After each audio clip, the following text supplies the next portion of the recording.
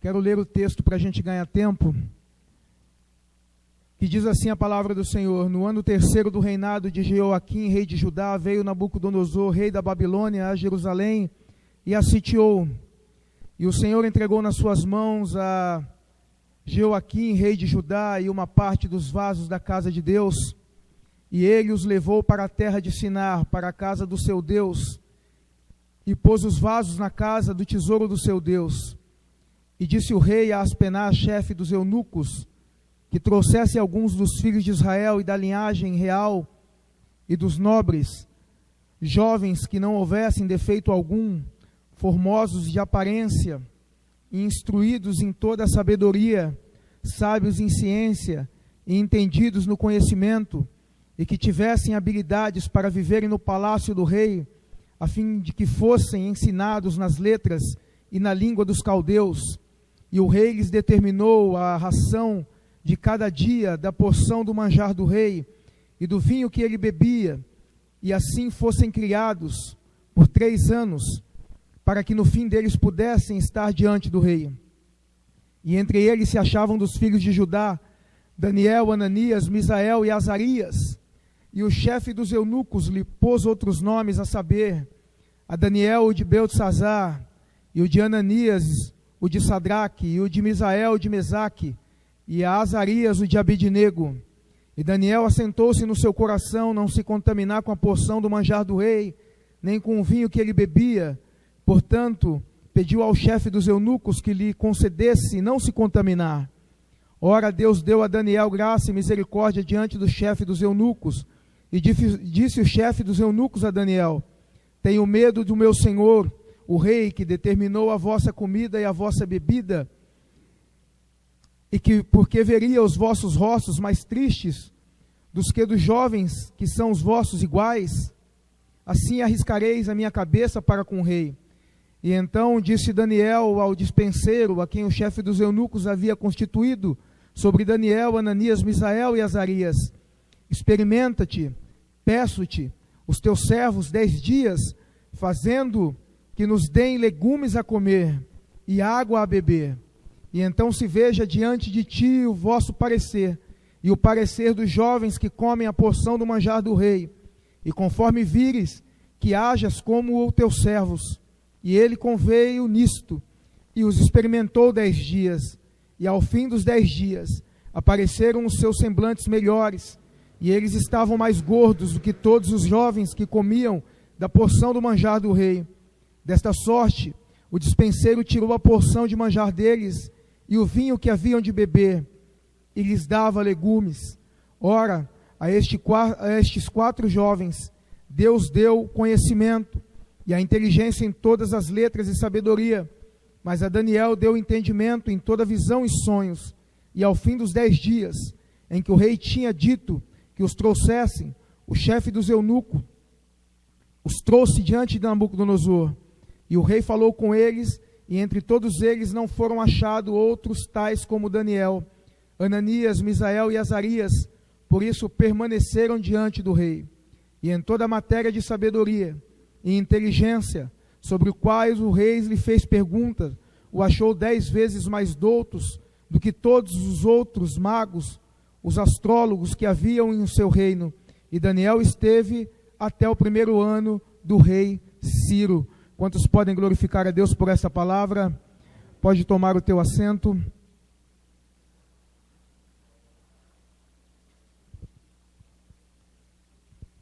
Irmãos, o livro do profeta Daniel, na verdade já é um livro que foi exaurido, bem aqui ministrado nesses 2 dias que tivemos no pré-camp aqui na nossa regional. Mas é bem verdade que o livro do profeta Daniel, ele é um livro extenso, está na galeria dos profetas maiores, 12 capítulos, 357 versículos, traz nesse livro aqui um livro de visões e revelações da parte de Deus para com homem, para com alguns homens que foram tirados da sua terra e levados para cativeiro.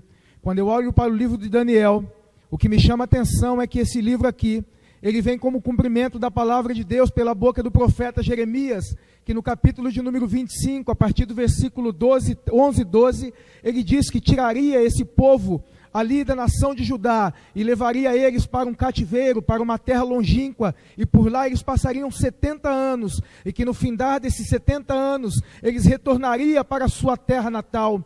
O que me chama a atenção é que isso aqui foi para esse povo como vara da correção de Deus. Ora, esse povo aqui estava de bem de Deus, fazia a obra de Deus, a vontade de Deus. Ora, esse povo aqui estava distanciado de Deus, divorciado de Deus. E quando isso aconteceu, o Senhor falou pelos seus profetas. Ora, Jeremias saía de casa em casa gritando, falando e batendo nas portas das casas, dizendo para que esse povo se arrependesse e voltassem então a fazer a vontade de Deus. Ele falava para os maiorais da cidade, para aqueles que exerciam o ministério naquele tempo, para aqueles que eram responsáveis por ensinar o povo a fazer a vontade de Deus, mas esse povo aqui muitas vezes virava as costas para Deus. Então, como vara da correção de Deus, o Senhor levantou Nabucodonosor. Nabucodonosor, ele vai fazer 3 invasões ali sobre a nação de Judá. O que me chama a atenção é que a primeira invasão, ela vai ocorrer ali no ano 605 antes de Cristo,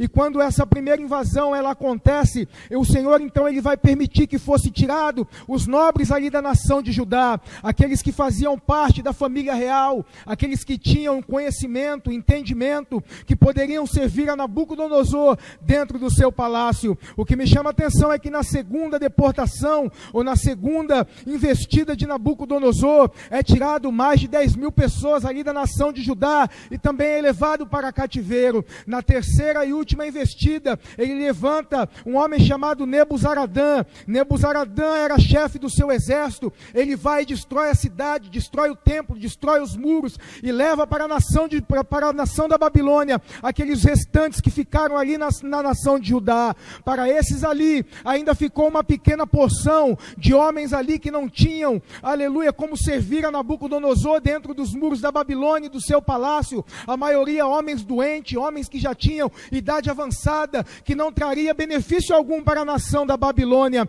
Mas o que me chama a atenção é que para servir a Nabucodonosor dentro do palácio, ele coloca Daniel e mais outros da nobreza, e ali ele levanta Daniel como profeta naquele lugar. Aqueles que são levados na segunda leva, eles servem a Nabucodonosor fora dos muros da Babilônia, à beira do rio Quebar.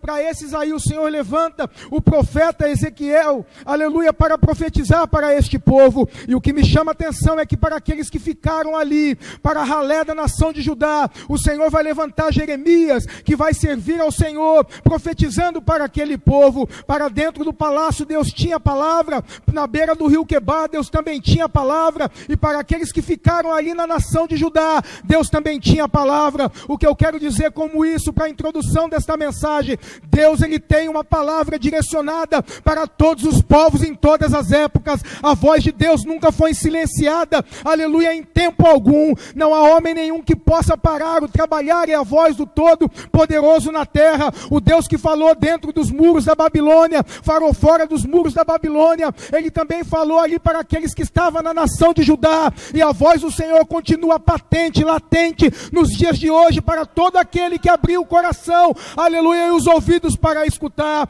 O que me chama a atenção é que João, quando é dado a ele a visão do Apocalipse, ele revela na sua visão, aleluia, as palavras do Espírito Santo dizendo, aleluia, do Senhor Jesus dizendo: quem tem ouvidos ouça o que o Espírito diz à igreja. Sabe o que me chama a atenção? O reverendo Hernandes Dias Lopes, quando ele prega uma mensagem sobre as 7 cartas à igreja do Apocalipse, ele diz que viajou para aquele lugar, ele teve a oportunidade de conhecer, aleluia, as ruínas daquelas igrejas, mas o que me chama a atenção é que ele diz que todas elas não estão de pé. E sabe por que essas igrejas não estão de pé? Porque um dia elas deixaram de ouvir aquilo que o Espírito disse a elas. Na realidade, meus irmãos, se você quer estar de pé na presença de Deus, fazendo a obra de Deus, a vontade de Deus, é necessário que o seu ouvido seja afinado pelo diapasão do Espírito Santo, para que a voz do Senhor possa ser latente, aleluia, dentro do seu ser. Quando eu olho para este livro aqui, eu vejo o Senhor então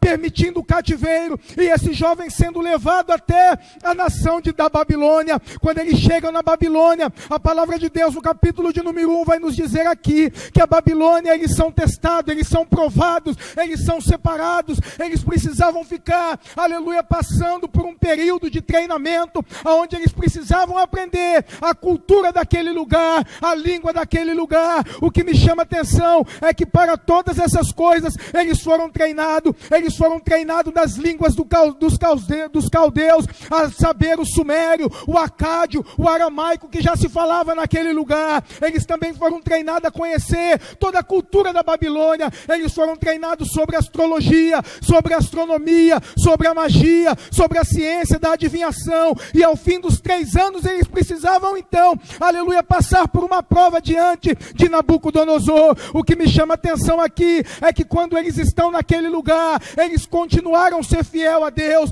A Bíblia diz que trocaram os seus nomes, trocaram a sua alimentação, aleluia, trocaram, aleluia, a cultura que eles estavam ali, mas não conseguiram trocar a fidelidade do coração daqueles que saíram da nação de Judá como cativos para a nação da Babilônia. Meus irmãos, não importa se você vive, aleluia, num lugar corrompido, num lugar onde, aleluia, as coisas caminham do jeito que não agrada ao Senhor. O importante é você ser fiel adiante de Deus, você ser fiel diante do Senhor. Não importa o seu convívio, não importa o lugar que você está, aleluia, o trabalho que você está, o ciclo de pessoas que você convive. O importante é que em todo lugar que você esteja, você seja sal da terra e luz do mundo, aleluia, para que você não se contamine com as coisas que são colocadas diante de você. O que me chama a atenção é que no versículo de número 3, eles mudaram a geografia, no versículo de número 4, eles mudaram a língua, aleluia, no versículo de número 5, eles mudaram os livros e também quiseram mudar os cardápios, no versículo de número 7, eles mudaram a identidade, mas no versículo de número 8, eles não conseguiram mudar a fidelidade do coração daquele que adora. Eu trago uma palavra de Deus na noite desse dia. Você que chegou aqui neste lugar, que adentrou aqui numa noite fria, ontem numa oportunidade que eu tive, eu li um verso desse mesmo livro que diz, aleluia, quando o rei perguntou para eles, é de propósito que vocês não se dobraram mediante a estátua que eu mandei construir? A pergunta que eu faço para vocês é a mesma que eu fiz na noite de ontem. Tem propósito sair da sua casa, colocar uma roupa bonita, chegar até este lugar, se não for para adorar a Deus? Qual é o propósito que tem no teu coração? Tem propósito em você, aleluia, colocar uma Bíblia debaixo do braço e adorar a Deus? Aleluia, tem propósito nisso? Tem propósito no teu coração de cantar, de louvar, de adorar, de pregar, de fazer a obra de Deus? Tem propósito nisso? A pergunta de ontem é latente no meu coração até o dia de hoje. Tem propósito nisso? Tem propósito em orar, aleluia, em ofertar, em dizimar, em estar na casa de Deus? Tem propósito nisso? O que é que enche o teu coração de propósito? Será que o seu coração está cheio de propósito de fazer a obra de Deus? Ou acontece que de vez em quando um vento bate ali, aleluia, querendo te tirar da presença de Deus? Na noite desse dia continua firme no propósito, no projeto, na dispensação, na separação, aleluia, na dedicação, e você vai ver o quanto Deus vai te usar, aleluia, nessa terra. Mudaram muitas coisas na vida daqueles homens, mas nunca puderam mexer na essência da alma do adorador. Eu trago mais uma palavra para entregar aqui nesta noite, aleluia, que mexam no teu emprego, na tua faculdade, na tua família, ou aleluia, no teu salário, mas ninguém pode mexer na essência do teu coração. Se o teu coração for reto para com Deus,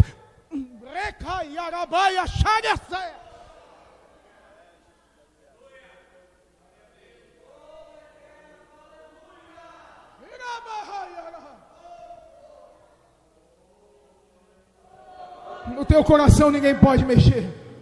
Aleluia. Na adoração que você trouxe a Deus, ninguém pode mexer. Ainda que a tua vida esteja passando por algum momento difícil, ainda que a enfermidade bateu na porta do teu lar, ainda que o desemprego tenha assolado a tua casa, ainda que o teu casamento não vai do jeito que você queria, nada pode, aleluia, tocar dentro do coração do adorador e nem roubar de você a adoração que você trouxe para entregar a Deus. Entrega no altar de Deus, coloque nas mãos de Deus e deixa Deus fazer pela tua vida. Aleluia.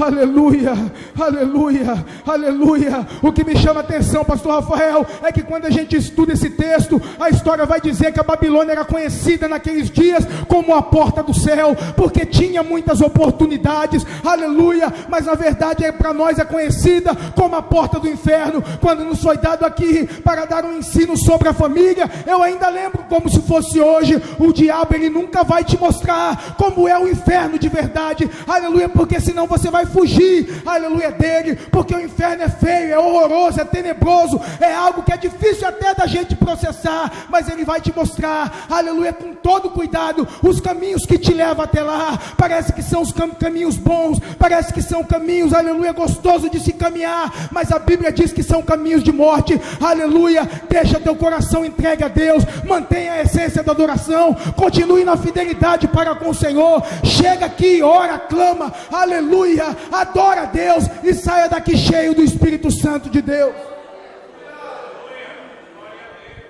Aleluia, aleluia. O capítulo de número 1, aleluia, quando vai nos falando a respeito, aleluia, da apresentação. Eles chegaram naquele lugar, e quando eles chegam ali, começa, aleluia, o trocadilho do inimigo. Eles querem trocar os nomes, e a gente já falou o que significa, aleluia, cada um daqueles nomes ali. O que me chama a atenção é que Daniel, ele significa Deus julga, ou Deus é o meu juiz. E quando ele chega na Babilônia, o nome dele é trocado para Beltesazar, que significa Bel proteja a sua vida, ou Bel proteja a sua causa. Ananias é o Senhor, é gracioso, é trocado o nome dele para Sadraque, que significa servo de Acu, ou servo do Deus da lua. Misael, o nome dele significa quem é igual a Deus, como se fosse uma pergunta. E quando ele chega na Babilônia, é trocado o nome dele para Sadraque, para Mesaque, aleluia, e esse nome quer dizer quem é este, fazendo uma afronta direta a Deus. O nome de Azarias significa o Senhor ajuda,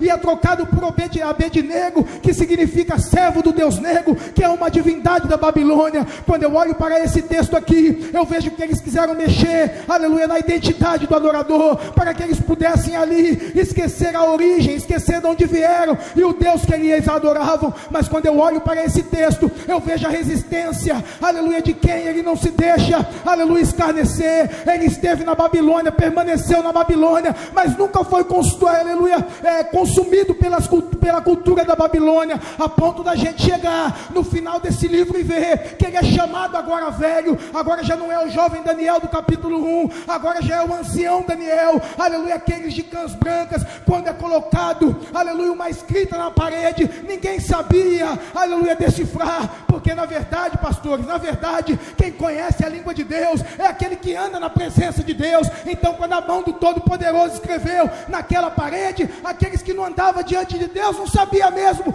decifrar. Mas quando trouxeram um adorador, quando chegaram na casa dele, a pergunta para ele foi: és tu mesmo Daniel, aquele que era cativo da nação de Judá, que meu pai Nabucodonosor trouxe da nação de Judá? Naquela mesma hora, Rafael, não perguntaram se ele era Beltesazar, lembraram do Daniel, não do Beltesazar, porque o Beltesazar, aleluia, o Bel protege, não protege ninguém, mas aquele a qual tinha o nome de Daniel, que significa Deus julga. Deus julgou a sua causa, Deus livrou da cova dos leões, Deus deu a ele, aleluia, uma vida de prosperidade dentro da Babilônia, e agora já é um ancião de dia, ele é chamado para revelar. O que me chama a atenção é que desde o começo até o fim da vida de Daniel, ele nunca levantou o nariz, porque foi usado por Deus. Pelo contrário, quando ele é chamado para fazer ali algo que ninguém conseguia fazer, que era decifrar o sonho do rei, ele disse: eu não posso, mas há um Deus que revela mistérios, aleluia. O que me chama a atenção, meus irmãos, é a humildade do coração de quem adora. É humilde para adorar, é humilde para pregar, é humilde para cantar, é humilde para trabalhar na obra,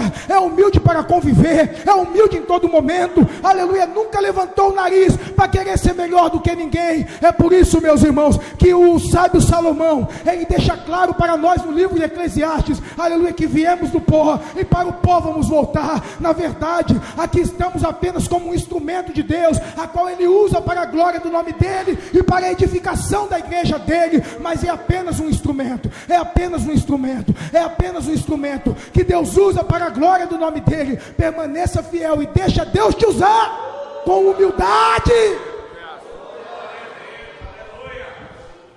Aleluia. Aleluia. Glória a Deus. A Bíblia diz que ofereceram para eles a comida real. Vocês podem comer do manjar. E quando ofereceram a comida, ele falou: faz um teste. Deixa a gente comer só legumes e água. E parece que não, mas tem algo tremendo aqui. Aqui, o jejum de Daniel, quando a palavra hebraica para legumes aqui significa zeraon. Eu estava estudando há tempo atrás sobre o jejum de Daniel. E a gente descobre que a palavra legume significa no original zeraon, que é grãos de leguminosas.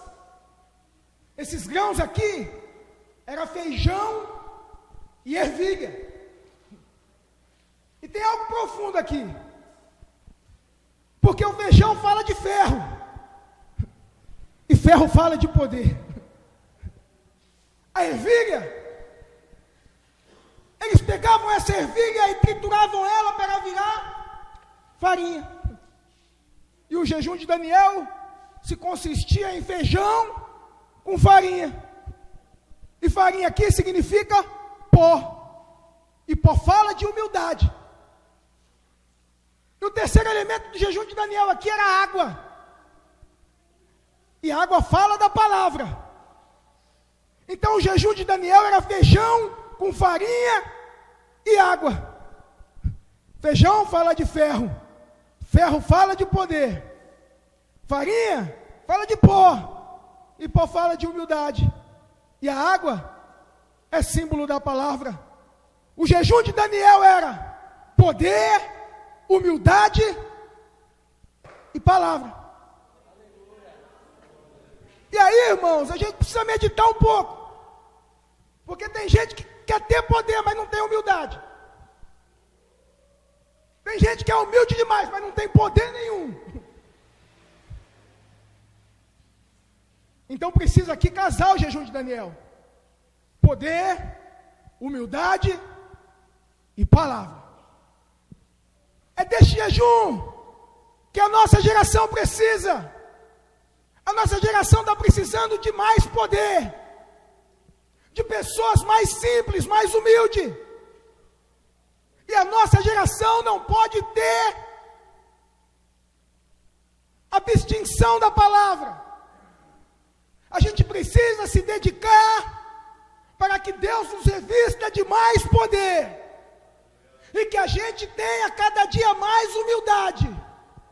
E que a palavra nunca saia do nosso coração. O salmista, ele dizia: eu escondi. Eu acho lindo isso. Ele não diz eu guardei, porque quem guarda está suscetível de perder, de esquecer onde guardou, ou de alguém achar e subtrair. Mas ele fala eu escondi, porque aquilo que você esconde ninguém te tira, aquilo que você esconde ninguém te toma. Ele tinha tanto zelo pela palavra que ele diz: eu escondi a tua palavra no meu coração para não pecar contra ti. Ele não apenas guardou como se fosse algo de pouca valia, mas ele esconde a palavra. Para quê? Para que ninguém tomasse dele. Meu Deus do céu, aleluia. Ele esconde, dando ênfase à importância da palavra, enquanto a palavra estiver escondida no teu coração. Esconda ela, esconda a palavra, esconda a palavra, viva a palavra, coma a palavra e deixa Deus, aleluia, encher a tua vida.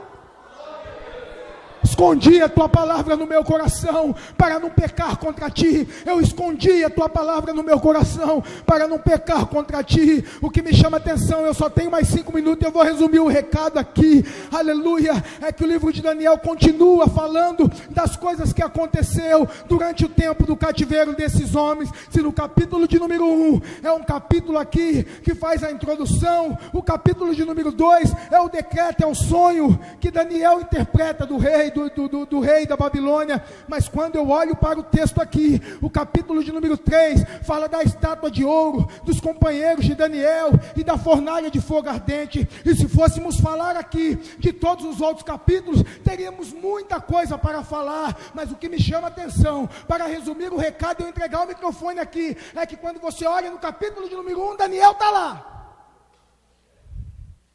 No capítulo de número 2, Daniel está lá. Capítulo de número 3, aonde está Daniel? Porque Daniel ele não foi falar com o rei para que não lançasse Sadraque, Mesaque, Abidnego, ou Ananias, Misael e Azarias na fornalha. Daniel já tinha um grau elevado, um cargo elevado ali. O que me chama a atenção é que quando pegaram Sadraque, Mesaque e Abidnego, a Bíblia diz que lançaram eles lá com o chapéu e com as túnicas. Porque o sistema da Babilônia é assim. Eles não querem apenas matar você, eles querem tirar o que você tem. E aquelas vestes significavam vestes, aleluia, de ministros da Babilônia. Eles estavam de olho no cargo que Deus tinha preparado para eles ali naquele lugar. Então eles jogaram com o chapéu e jogaram com a túnica.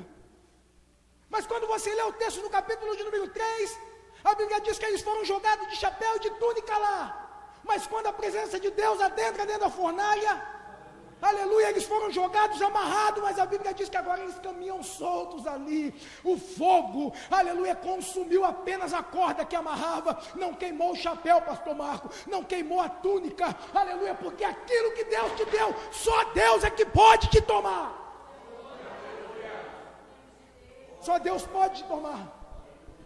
A única coisa que queimou ali foi a corda que prendia os adoradores. Eles foram jogados presos, e a Bíblia diz que agora eles caminham livres na fornalha. O que me chama a atenção é que o rei fala, não foram 3 que foram jogados presos lá, agora eu vejo 4 soltos, e o quarto que eu vejo é semelhante ao, meu Deus do céu. Ele vai comparando, ele vai querendo entender o que acontecia, porque ele não conhecia o Deus verdadeiro. Mas quando ele diz que aquele que caminhava com eles era parecido com o filho dos deuses, ele está falando é algo diferente, é algo sobrenatural que está acontecendo na fornalha. Quando eles saem da fornalha, eu fico pensando, nem cheiro de fogo a Bíblia diz que eles tinham.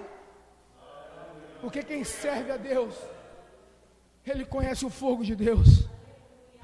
Se para eles fogo era uma coisa para matar, para nós crentes não é. Fogo é algo para encher.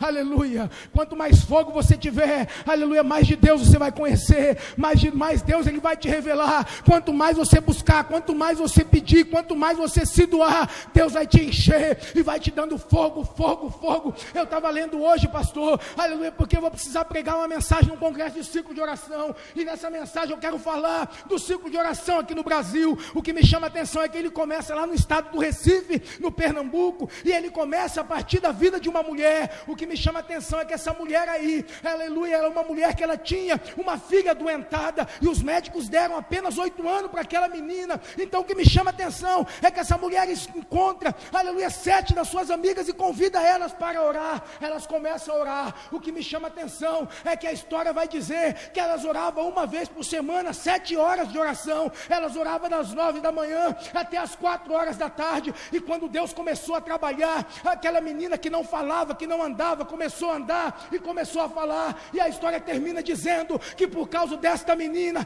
aleluia, ela viveu 49 anos nessa terra. E quando o ciclo de oração que ali começou, orar por aquela menina, Deus levantava uma irmã cheia de fogo e falava, essa enfermidade não é para a morte, mas é para a glória de Deus. Aleluia, levantava outra irmã ali que dizia assim, esta menina foi eu que gerei, e por causa dela eu vou começar uma grande obra nesta terra, nesta cidade, nesse estado, nesse país e fora dele. Hoje já temos, aleluia, muitos anos de ciclo de oração, porque alguém se colocou na brecha para buscar a presença de Deus. O que me chama a atenção é que Deus continua da mesma maneira, levantando, salvando, curando, libertando, batizando, e o nome do Senhor vai sendo glorificado. Mas onde está Daniel? No capítulo 3. Aonde está Daniel no capítulo de número 3? Levantaram uma estátua e colocaram no campo de Dura, e a Bíblia vai dar aqui as dimensões da estátua. A Bíblia diz que era 60 côvados de altura, 6 côvados da sua largura, e ela tinha que ser adorada no toque de 6 instrumentos. Quando a gente estuda um pouco mais profundo, a gente percebe o número 666 embutido dentro desse texto. E quando a gente vai fazer uma analogia do texto, a gente aqui descobre algumas coisas. A primeira coisa que a gente descobre aqui é que o número 6 é o número de homem.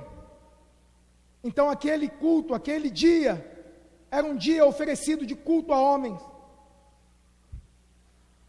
A gente descobre também que naquele dia, os babilônios tinham deuses, e os deuses deles conhecidos por número.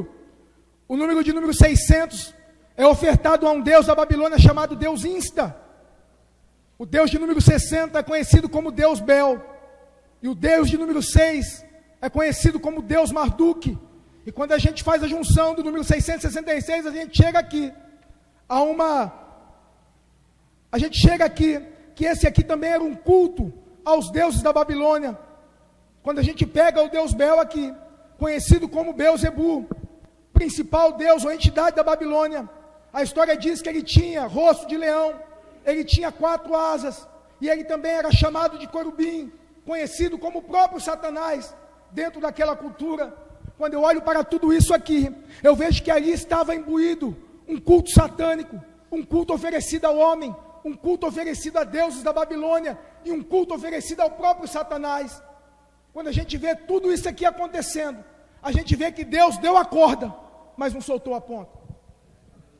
A ponta da corda estava na mão de Deus. Os instrumentos foram tocados, e os 3 permaneceram de pé. Vocês conhecem a história, já deu o meu tempo. Foram jogados na cova, na fornalha de fogo, saíram de lá. A partir daí, eles conseguiram elevar do posto na Babilônia. E a pergunta que eu faço para nós encerrar: aonde está Daniel no capítulo de número 3? Vamos encerrar? O capítulo de número 3 aqui, do profeta Daniel, ele representa para nós aqui o período da grande tribulação. Nabucodonosor aqui, ele é representado como anticristo.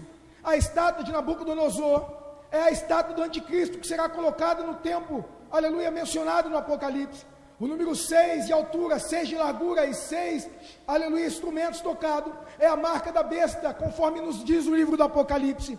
A fornalha acesa representa a perseguição para aqueles que não aceitaram esse tipo de culto que será implantado nos últimos dias. Sadraque, Mesaque e Abednego aqui significa a nação de Israel, que vai passar pela grande tribulação. E Daniel, pastor, que não está no capítulo de número 3, ele representa a igreja que vai ser arrebatada da terra, aleluia. O que me chama a atenção é que diante de todo o tempo, diante de todo o cenário, Deus nunca esqueceu de mim, e Ele nunca esqueceu de você. A palavra de Deus diz em Apocalipse que por causa dos santos, ou por causa dos fiéis, esses últimos dias aqui, eles serão abreviados. O que me chama a atenção é que Tessalonicenses fala que essa igreja será arrebatada. Se fosse hoje, você iria; se fosse agora, você iria, você subiria, você estaria com o Senhor nos ares, aleluia. Se Sadraque, Mesaque e Abednego significa a nação de Israel passando pela grande tribulação, você é o Daniel da última hora, que vai ser tirado da terra e vai se encontrar com o seu Senhor nos ares. Você pode dar glória a Deus por isso?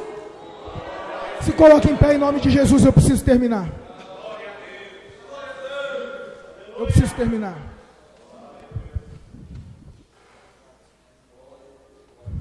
Glória a Deus. Eu quero fazer um convite para você aqui nessa noite. Talvez você veio os 2 dias do pré-camp e sentiu aquela presença gloriosa de Deus. Você viu a igreja incendiada do poder de Deus, e você voltou hoje aqui, aleluia. Na noite desse dia, o convite é para você que chegou aqui e ainda não serve ao Senhor. E nessa noite, se você quer entregar a sua vida para Jesus, aleluia, e ver a sua história mudada, onde você está, levanta a tua mão, nós vamos orar por você. Se você está aí, quer entregar a sua vida para Jesus, aonde você está, levanta a tua mão, nós queremos orar por você. Nós queremos te conhecer e levantar a Deus uma oração para abençoar a tua vida. Tem alguém que quer entregar a vida para Jesus aqui nessa noite? Alguém para entregar a vida para Jesus? Alguém nessa noite que chegou também distanciado dos caminhos do Senhor. Você parou por algum motivo, e não me interessa saber qual foi. A minha Bíblia diz que o Senhor, Ele sonda rins e corações, e Ele te trouxe aqui para te dar uma nova oportunidade. Se você está aqui e se distanciou da casa de Deus, dos caminhos do Senhor, levanta a tua mão, nós vamos orar por você também. Há uma oportunidade para você na noite desse dia. A minha Bíblia diz aqui: se hoje ouvires a voz do Espírito do Senhor, não endureçais o vosso coração. Você está aqui nessa noite, você quer entregar a sua vida para Jesus aonde você está? Se você está aqui, levanta a tua mão, nós precisamos terminar. Se não tem, ou você não quer tomar essa decisão hoje, a minha oração é para que o Senhor te permita, te conceda uma nova oportunidade.